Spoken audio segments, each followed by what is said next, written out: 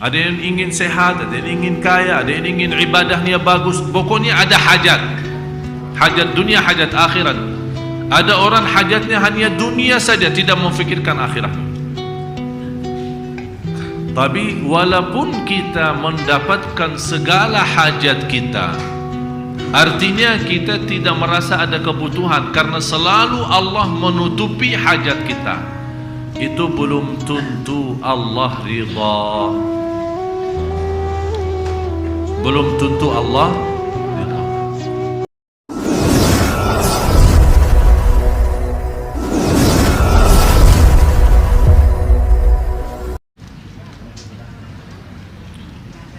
Bismillahirrahmanirrahim. Assalamualaikum warahmatullahi wabarakatuh.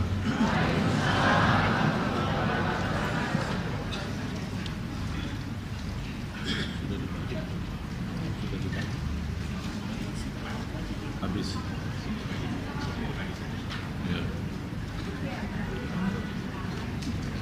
Alhamdulillahi rabbil alamin. وأشهد أن لا إله إلا الله وحده لا شريك له ولي الصالحين وأشهد أن سيدنا ونبينا محمدا عبد الله ورسوله الصادق الأمين اللهم صل وسلم وبارك على سيدنا محمد وعلى آله وصحبه ومن تبعهم بإحسان إلى يوم الدين سبحانك لا علم لنا إلا ما علمتنا إنك أنت العليم الحكيم.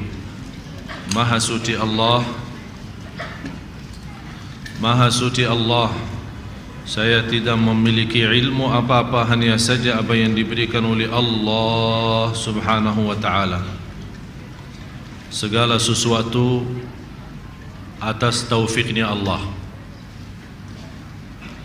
Kita bersilaturrahim karena taufiknya Allah. Kita berkumpul salat berjamaah taufiknya Allah. Kita berduduk menuntut ilmu menjadi salah satu ibadah jalan yang termudah ke surga Allah, itu taufiknya Allah subhanahu wa ta'ala. Jadi kita bersyukur bisa beribadah, kita bersyukur bisa bersilaturrahim, kita bersyukur bisa duduk di masjid, kita bersyukur bisa belajar ilmu, kita bersyukur bisa beribadah kepada Allah subhanahu wa ta'ala dalam segala hal. Dalam keadaan senang, dalam keadaan susah, dalam keadaan kaya, dalam keadaan miskin. Kalau masih kita bersemangat beribadah kepada Allah, ini berarti Allah membukakan hati kita untuk beribadah. Itulah hakikahnya iyyaka na'budu wa iyyaka nasta'in. Ya Allah, kami beribadah kepada Engkau ya Allah. Tapi kami tidak bisa beribadah secara sempurna kalau tidak ada nasta'in. Kalau tidak ada nasta'in. Maksudnya apa nasta'in? Kalau tidak ada pertolonganmu ya Allah. Sekarang kita beribadah, apakah kita kira-kira bisa masuk surga karena kita beribadah? Atau karena taufik dan rahmat Allah? Apakah kita beribadah kepada Allah supaya Allah memberikan hajat kita? Saya bertanya kepada Bapak Ibu, apakah kita beribadah kepada Allah agar Allah mempenuhi hajat kita? Jawab. Udah jelas pertanyaannya.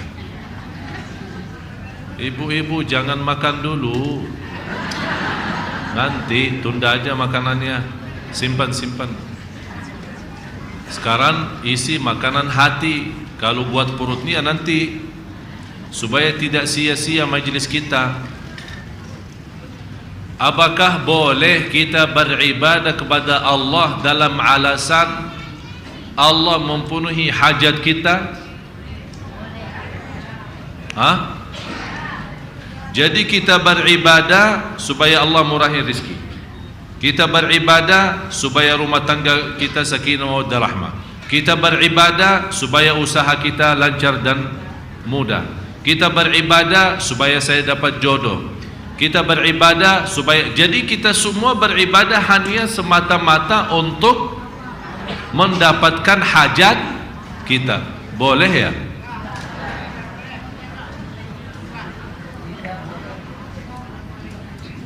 Apakah boleh kita beribadah semata-mata agar Allah ridha? Boleh ya? Berarti begini, kalau Allah ridha, hajat kita semua selesai. Tapi belum tentu Allah berikan hajat kita, belum tentu itu tanda ridha. Faham gak? Saya ulang lagi. Kita punya hajat, semua punya hajat. Tak ada yang bilang saya tak punya hajat. Hajat dunia, hajat akhirat, hajat lahir, hajat batin, hajat besar, hajat kecil.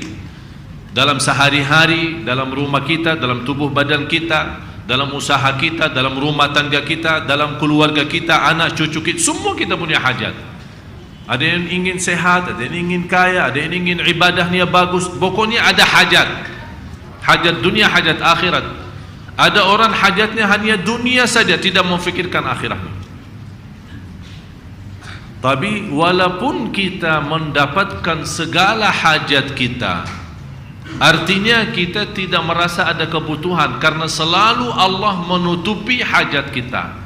Itu belum tentu Allah ridha. Belum tentu Allah ridha. Contohnya, orang kafir senang tak? Nampilannya senang kan? Rumahnya mewah, usahanya lancar, karyawannya banyak, kaya raya. Orang yang terkaya di Indonesia Muslim atau non Muslim? Non Muslim. Apakah Allah memberikan kekayaan seperti ini? Apakah itu Allah ridha sama dia? Belum tentu. Belum tentu. Tapi yang menjadi tanda Allah ridha terhadap seorang, ini yang saya mohon semua hafal. Yang menjadi tanda Allah ridha terhadap seorang, kalau Allah berikan agamanya. Karena dunia Allah berikan kepada orang baik maupun tidak baik. Dunia Allah berikan kepada orang saleh maupun tidak saleh. Tapi kalau agama, Allah tidak memberikan kesembarangan orang. Oleh karena itu bersabda Rasulullah sallallahu alaihi wasallam, "Man yuridillahu bihi khaira." Barang siapa yang dihendaki Allah berikan kemuliaan dan sepenuh kebaikan, yufaqihu fid din, diberikan pemahaman agama. Jadi Rasul tidak sebut diberikan kekayaan dunia, tidak disebut diberikan jabatan, tidak disebut diberikan kemuliaan, tidak ada. Tapi Allah berikan, menjadi tanda Allah menghendaki memberikan kebaikan kepada seorang, diberikan pemahaman agama. Untuk memahami agama, tidak semua harus memahami agama 100%. Tidak ada, biar Bapak Ibu ngerti. Coba kumpulkan ulama yang terbesar sedunia, belum tentu fahami agama 100%. Dan itu sunnatullah. Kenapa banyak ulama saling apa? Saling bertukaran fikiran, saling mengisi. Tapi yang terjadi apa? Saling salahkan, saling nyesatkan, saling bermusuhan. Seolah-olah sampai ulama sudah mencari kepentingan sendiri. Kalau ulama sudah seperti ini, apalagi yang awam, itu bahaya. Malah Rasulullah sallallahu alaihi wasallam sudah menjelaskan di hadis yang diriwayatkan Imam Ahmad dalam musnadnya, akhwafu ma akhafu ala ummati, yang paling aku khawatirkan terhadap umatku, yang buat Rasul khawatir, takut, memfikirkan hal ini jangan sampai terjadi, tapi sudah terjadi. Yang paling aku khawatirkan terhadap umatku adalah ulama yang menyiasatkan, membawa nama ilmu, membawa nama agama, membawa nama Tuhan, membawa nama Quran, tapi sebenarnya bukan membawa kepada jalur yang benar, malah membawa kita jauh daripada Allah. Dan di Indonesia apalagi sudah nyata,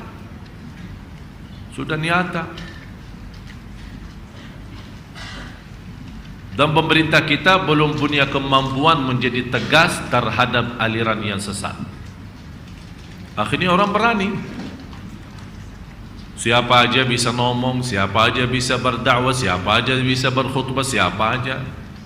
Jangan-jangan heran kalau ada seorang Yahudi berceramah, boleh aja.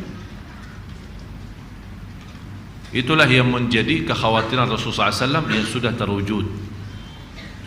Kewajiban kita sebagai orang awam, kewajiban kita yang masih dalam keadaan lemah, belum mengerti agama, atau bahasa lain, mohon maaf, sebagai kita orang yang masih suka ikut-ikutan. Kita tidak tahu, katanya kanan ya kanan, kiri kiri. Mohon maaf, kita belum ada waktu untuk belajar agama. Akhirnya kita melimbarkan, ya kata kiai, kata ustaz, kata si fulan, kata si fulan.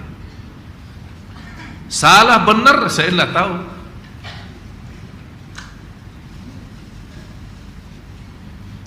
Itulah dasarnya, karena ikut-ikutan. Bagi orang yang awam yang sama sekali tidak punya kemampuan untuk belajar, silahkan ikut-ikutan, tanggung jawab ulama yang kamu ikuti. Tapi bagi orang yang masih punya kemampuan untuk belajar, tidak boleh ikut-ikutan, harus tahu. Itulah manfaatnya belajar ilmu. Utlubal ilma minal mahdi, hafal ya. Tapi ini bukan hadis tersebar, ini sebagai hadis. Katanya qala Rasulullah, bersabda Rasulullah, belajarlah ilmu dari kecil sampai masuk lahad. Ini bukan hadis, hikmah. Tapi kita sudah terbiasa menyebarkan BB atau SMS. Begitu kita terima qala Rasulullah, tanpa kita tahu isinya benar atau tidak, kita malah sebarkan lagi. Dan dosa yang paling besar sesudah dosa syirik, ada orang membawa hadis berkata, inilah bersabda Rasul, tapi Rasul tidak pernah bersabda itu. Itu diancam akan disediakan tempat duduk di dalam neraka jahanam. Oleh karena itu hati-hati,